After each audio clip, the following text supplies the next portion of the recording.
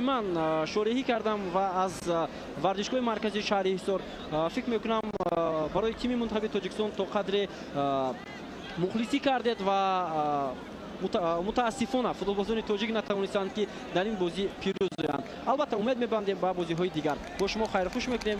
صحتمند و پیروز باشید.